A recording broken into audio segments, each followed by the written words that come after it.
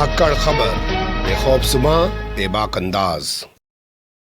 धाकड़ खबर में आपका स्वागत है। मैं आपके साथ हूं अकरम रईस खान। खबरों की दुनिया में कहूं या पत्रकारिता जगत में कहूं कि कुछ चीजें कभी मरती नहीं हैं, उनको बार बार जिंदा खड़ा करके हिलाना डुलाना जरूरी होता है और उनसे सवाल पूछना भी लाजिम होता है। ये अलग बात है कि भोंपू मीडिया के इस दौर में आज इस जिम्मेदारी को मीडिया ने पूरी तरीके से नकार दिया है। बात पुरानी हो चुकी है। प्रधानमंत्री ने लाल किले पर 15 अगस्त को भाषण दिया था। भाषण के बहुत सारे पहलुओं पर सवाल है, लेकिन जो अहम मुद्दा है उस पर बात कम की गई है, क्योंकि प्रधानमंत्री ने कहा कि आज तक देश में कम्युनल जो है यूसीसी लागू था, लेकिन अब वो सेकुलरिज्म वाला या सेकुलर यूसीसी लागू करेंगे। आखिर तीसरी बार प्रधानमंत्री बनने के बाद नरेंद्र मोदी को ये सब कहने की जरूरत क्यों पेश आई और इसके पीछे उनकी आखिर सोच क्या है? भाई, खबरों के अंदर खबर होती है ना, तो उसको समझने की कोशिश करेंगे, क्योंकि हमारे साथ जुड़ रहे हैं भारतीय नौसेना के retired senior officer RC Jain ji, यानी कि रामचंद्र जैन जी। वो राजनीति पर अपनी गहरी पकड़ रखते हैं और कई बार आपने देखा होगा हमारे चैनल पर भी आते रहते हैं। ये इसके अलावा आप उनको सोशल मीडिया पर और जगह पर या मंचों पर भी बोलते हुए देख सकते हैं। बहुत शुक्रिया सर वक्त देने के लिए। धन्यवाद आपका बहुत बहुत अकरम भाई, धन्यवाद आपका। चलिए, पहले तो आपको रक्षाबंधन की शुभकामनाएं। मेहरबानी, धन्यवाद आपको भी, सबको भी। और हरियाणा में क्या चल रहा है? राजनीति में क्या लग रहा है? जेजेपी के 4 विधायक 24 घंटे में छोड़ के भाग गए। हरियाणा तो बड़ा अजीब स्टेट है। नॉर्मल राजनीति हरियाणा में नहीं चलती है। वहाँ कोई पार्टी का सिद्धांत भी नहीं देखते हैं। लोग मन बना लेते हैं कि किसको हराना है, बस ये बना लेते हैं। बाकी इस बार जो है भारतीय जनता पार्टी को सबक सिखाने का माकूल समय है। सभी लोगों ने ये ठान रखा है। और ये विनेश फोगाट वाला जो मामला है, इसको लेकर तो लगता है मुझे कि उनके ताबूत में आखिरी कील ठोक दी जाएगी, क्योंकि जिस प्रकार से अब प्रधानमंत्री चुप है, इस बारे में कोई भी उसके स्वागत के लिए नहीं गया, जबकि 125 किलोमीटर लंबा जुलूस, गांव के लोग, देहात के लोग, पंचायत के लोग, उन्होंने कहा है कि आप गोल्ड मेडल से क्या है, पूरा भारतवर्ष ही तुम्हारे लिए पलक पावड़े बिछाएगा। बाकी राजनीति हरियाणा की अजीब है और 10-15 दिन के बाद मैं पूरा हालचाल बता पाऊंगा कि हल्के वाइज क्या हो रहा है। आप अपनी पार्टी से इस बार हरियाणा चुनाव में उतर रहे हैं या किसी राजनीतिक पार्टी का समर्थन कर रहे हैं? आपकी क्या भूमिका रहने वाली है? मैं अपनी पार्टी या कोई चुनाव में नहीं उतर रहा। जहां तक समर्थन की बात है, मेरा एक ही ध्येय है, उद्देश्य, कि भारतीय जनता पार्टी से पीछा छुड़ाओ। किसी को भी वोट देना पड़े, भारतीय बीजेपी, वैसे हरियाणा में बीजेपी का कोई स्टैंड नहीं है।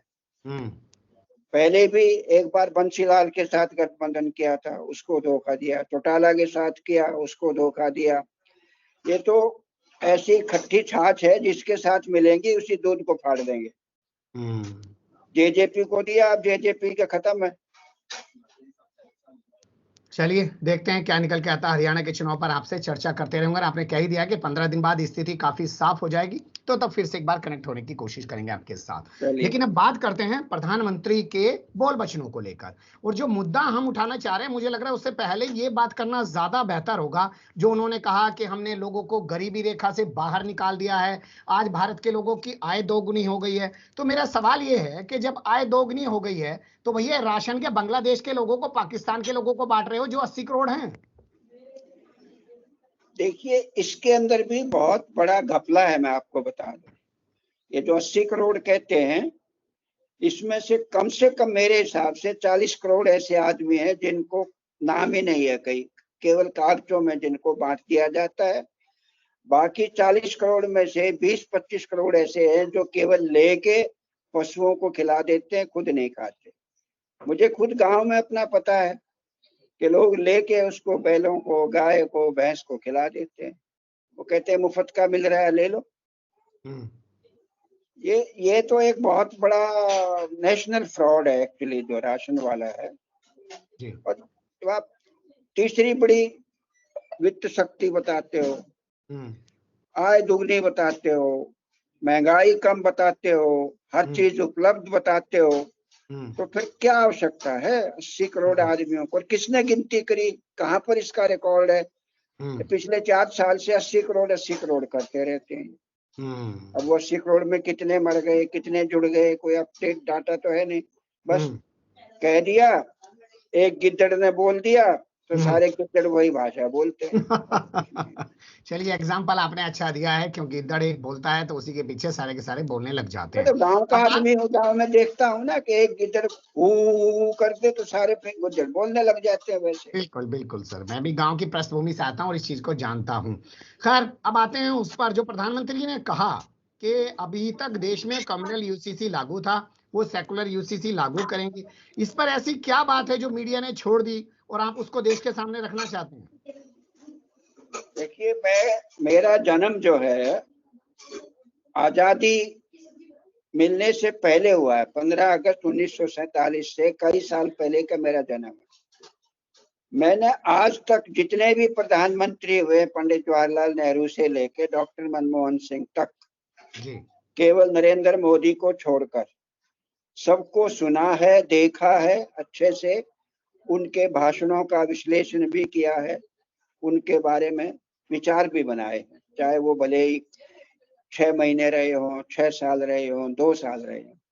लेकिन जितना घटिया भाषण इस बार नरेंद्र मोदी जी ने लाल किले से बोला है, और इनकी आदत है एक बार मौका मिल जाए तो माइक छोड़ते नहीं है। इनको गली कूचे के भाषण में और राष्ट्र को संबोधन करना, लाल किले से का भाषण, उन दोनों में अंतर नहीं पता है। और ये समझते हैं कि जो लोग सुन रहे हैं मुझे वो मूर्ख हैं।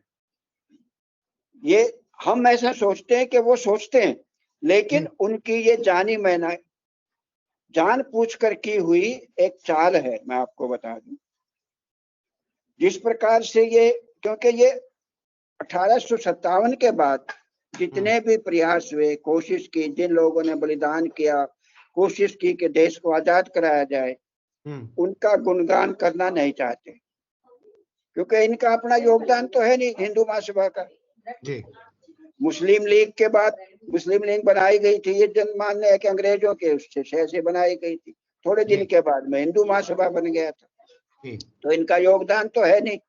तो अब किसके गीत गाए लाल किले पर? महात्मा गांधी की तारीफ नहीं कर सकते, जवाहरलाल नेहरू की तारीफ नहीं कर सकते, सरदार पटेल की नहीं कर सकते, मौलाना आजाद की नहीं कर सकते। तो इसलिए बिरसा मुंडा को निकाल लिया कि आजादी से पहले 1857, जबकि उनका जन्म ही 1875 में हुआ।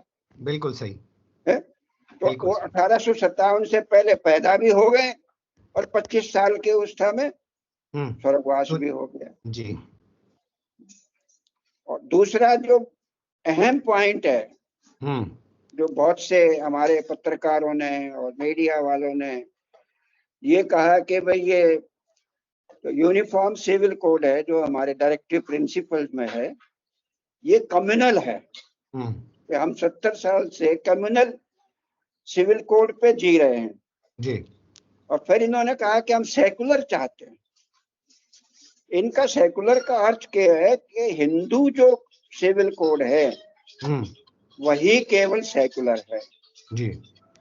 मतलब ये हिंदू का शब्द मुंह से नहीं लेना चाहते थे लाल किले से, और ये कहते हैं केवल हिंदू ही सेकुलर है जी। ये तो बार बार आरएसएस बीजेपी ये बात कहते हैं कि बाकी कोई सेकुलर नहीं है। तो इसलिए हिंदू सेकुलर कोड की बात ये कर रहे हैं, जिसको सही मायनों में बड़े पत्रकारों को लेख के माध्यम से, टीवी के इंटरव्यू के माध्यम से बताना चाहिए कि ये संविधान विरोधी है, राष्ट्र विरोधी है, और इन पर देशद्रोह का मुकदमा चलना चाहिए। किसी भी मुट्ठी भर हिंदुओं को छोड़कर, जिनको ये सेकुलर कहते हैं, बाकियों को सांप्रदायिक कहना, कम्युनल कहना, ये राष्ट्रद्रोह है। मैंने एक अपने मित्र सुप्रीम कोर्ट के एडवोकेट से राय भी मांगी है इस बारे में, तो वो तकरीबन 90% तैयार हो गए हैं कि एक लीगल नोटिस तैयार करें मेरी तरफ से और नरेंद्र मोदी जी को भेजा जाए कि बताए उनके खिलाफ सुप्रीम कोर्ट में क्यों नहीं किया जाए देशद्रोह का मुकदमा। तो ये मुख्तसर सी बातें हैं, बाकी उनके भाषण में तो उल जलूल बातें, पता नहीं क्या क्या कहते हैं। लेकिन यहाँ थोड़ा सा और क्लियर कीजिए ना सर, अगर वो मान लीजिए पर्दे के पीछे हिंदू कोड बिल लागू करना चाह रहे हैं, या हिंदू जो सिस्टम है पूरा वही पूरे देश पे थोपना चाह रहे हैं, तो ये तो उनकी अपनी सोच है ना, 1925 से चली आ रही है, 2025 में आरएसएस को 100 साल पूरा होने जा रहे हैं, तो इसमें वो गलत क्या कर रहे हैं? सत्ता में बैठे हैं, अपने विचार को आगे बढ़ाएंगे। ये तो अगर इस सोच को हम ठीक मान लें तो सिख लोग खालिस्तान मांग रहे हैं, उसमें क्या गलत है? इस्लामिक लोग अगर दूसरा और कोई अपना प्रदेश देश मांग लें तो उसमें क्या गलत है? मैं जैन हूं, मैं जैन स्थान मांग लूं तो वो भी ठीक है, इसका मतलब है। हिंदुओं को ये अधिकार थोड़ा दिया है सुप्रीम कोर्ट, अपने कॉन्स्टिट्यूशन ने, कि वो ये कहते हैं हिंदू राष्ट्र होना चाहिए और हिंदू कोड बिल लागू होना चाहिए, हिंदू सिविल कोड लागू। ये अधिकार कहाँ, किसने दिया? वो अपने आप जबरदस्ती ले रहे हैं, तो हम भी ले सकते हैं। ये क्या वो इसलिए कर रहे हैं क्योंकि 2024 में उनके हिंदुत्व की बैंड बज गई? अयोध्या जैसी जगह पर, बद्रीनाथ में जब उपचुनाव हुआ वहां पर बैंड बज गई, और अब वो नीतीश कुमार और चंद्रबाबू नायडू की बैसाखी पर चल रहे हैं, और उन्हें लग रहा है कि अगर हिंदुत्व के एजेंडे से हटा गया तो वो और खत्म हो जाएंगे, तो इसलिए वो अब और आगे जाना चाहते हैं हिंदुत्व के एजेंडे को लेके। सही मायनों में लोग हिंदुत्व से थक चुके, कोई नहीं चाहता, किसी ने वोट नहीं दी हिंदुत्व के विरुद्ध। जिसने भी वोट दिया है मोदी और बीजेपी के विरोध में दिया।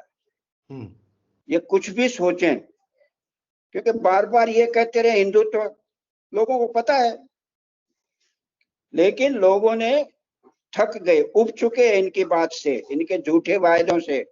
चाहे वो सेना हो, सेना को भी बार बार कहते हमने ओआरओपी दे दी, बार बार कहते हैं। राष्ट्रपति से कहलवा लेते हैं झूठ, मैं फौजी हूं, मुझे तो आज तक मिली नहीं। दूसरी ओआरओपी नहीं मिली, तीसरी की बात कर रहे हैं जी। तो क्या लगता है जो फौजी हैं उनमें भी गुस्सा बढ़ता जा रहा है इस बात को लेके? कि फौजी आदमी का सर्विस में रहते हुए अपनी कोई राय नहीं होती है। जो भी राय होती है विद इन बैरक्स होती है, विद इन टेंट्स होती है। और 80% ऑफिसर्स, मैं खासकर कह रहा हूँ officers in army, not navy and air force, army में आरएसएस के लोग पेनिट्रेट कर चुके हैं। तो वो कुछ नहीं बोलते, और वो बाहर रिटायरमेंट के बाद में यहाँ और भी उल्टी सीधी अनाप शनाप बातें करते हैं, राष्ट्रवाद की बात करते हैं। आपने देखे होंगे बहुत सारे जनरल्स हैं, आते हैं ऐसी बात करते, जिनके मुंह से आग निकलते हुए दिखाया जाता है। हाँ, तो वो सर्विस में रहते हुए, क्योंकि हम कानून से बंधे हैं जी, हमारे को बोलने की सीमित आजादी है। आर्टिकल 19 हमारे लिए थोड़ा सा छोटा किया हुआ है, तो इसलिए बोलते नहीं है। अब बोलेंगे तो झगड़े होने के चांस हैं। दूसरा कोई सामने नई बात पसंद करेगा, वो डांट भी सकता है, सीनियर होगा धमका भी सकता है, जूनियर होगा लड़ाई भी कर सकता है। लेकिन ये क्योंकि आरएसएस ने एक संस्था बना रखी है जहां इस प्रकार की ट्रेनिंग दी जाती है आर्मी में भर्ती होने के लिए ऑफिसर्स को, जवानों की नहीं है, ऑफिसर्स की खासकर। तो आर्मी में काफी पेनिट्रेशन हो चुका है, और उसी का ये रिजल्ट है अग्निवीर जो है जी। और मैं आपको एक बात और बता दूं जी, आगाह कर दूं पूरे देशवासियों को, कि जिस प्रकार विदेशों में भाड़े के सैनिक लिए जाते हैं, या अडानी को भी ठेका दिया जा सकता है कि तुम फौजी ट्रेन करो और ठेके पर फौज को दो। ये बहुत बड़ी बात कह रहे हैं। मजाक नहीं, बहुत गंभीरता से मैं कह रहा हूँ जी। ये फौजी लोगों में ये बातें चलती हैं, रिटायर्ड में, और जो रिसेंटली रिटायर्ड होते हैं उनमें भी ये चलती है। मैंने 4 साल की ट्रेनिंग करी, 1 साल की और ट्रेनिंग करी, 5 साल में मैं इस लायक हुआ कि थोड़ा बहुत फौज के काम आ सकूं। यहाँ तो ये 6 महीने में, साल भर में ही कहते हैं फौजी हो गया ट्रेन, बस ऐसे तो होता नहीं कभी। बिल्कुल सही आपने कहा, और जो भी आपने तमाम खुलासे किए हैं, और जो समाज को, देश को आगाह करने की कोशिश की है कि भाड़े के फौजी भी तैयार कराएंगे, और आप तो जानते हैं आरएसएस ने बयान दे दिया था, और आरएसएस ने ये कह दिया था कि उनके पास सेना से पहले फौजी तैयार है। आप तो जानते हैं आरएसएस ने भी कह दिया था। सर आरएसएस से क्या दिक्कत है? आरएसएस से तो बहुत दिक्कत है। आरएसएस तो देशद्रोही संस्था है। तो कभी से माना है। अब वो बात अलग है कि उनका प्रचार है। हम ये अगर देश थोड़ा सा भी कठोर होता संविधान के मामले को लेके, लिबरल डेमोक्रेटिक सेटअप नहीं होता, तो आरएसएस तो बंद हो जाता है, इनको अंदर कर देते। क्योंकि हम कहते हैं यार वो चिल्लाते हैं, चिल्लाने दो, रोता है रोने दो, शोर मचा रहा है मचाने दो। हम पूरे इंडिया में हर आदमी, हर धर्म का, हर जाति का, हर क्षेत्र का बहुत ही लिबरल विचारों का आदमी है। वो कहता है बगैर बात इनको उंगली करोगे ये और ज्यादा इनका प्रचार हो जाएगा। जी जी जी समझे। और मैं पूरे देशवासियों को खुशखबरी दे दूं कि नवंबर में दिवाली से पहले एक और दिवाली मनेगी। जी। वो दिवाली जब मनेगी जब नरेंद्र मोदी जी कुर्सी से हटा दिए जाएंगे। अच्छा, ये भी ब्रेकिंग न्यूज है। बिल्कुल ब्रेकिंग न्यूज है। और दिवाली 100% मनेगी। मेरा अपना इंट्यूशन है, सोच है, और तकरीबन पूरा उतरता है। चलिए, बहुत शुक्रिया। आपने बहुत सारे कई खुलासे किए हैं और आपने वादा भी किया है कि 15 दिन बाद हरियाणा के चुनाव 15 दिन बाद मैं पक्का हरियाणा की आपसे खबरों का जुड़ने की आपको। बहुत शुक्रिया, धन्यवाद। मेहरबानी, धन्यवाद।